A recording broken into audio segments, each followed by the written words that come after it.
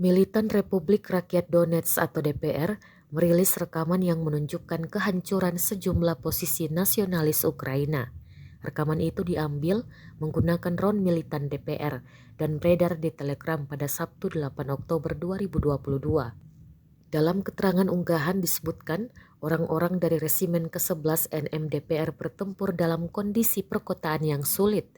Nasionalis yang berjuang untuk rezim Kiev berlindung di rumah-rumah dan telah dihancurkan menggunakan artileri.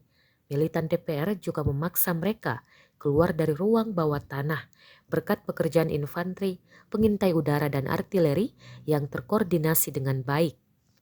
Tampak detik-detik penembakan peralatan militer dan posisi militan Ukraina.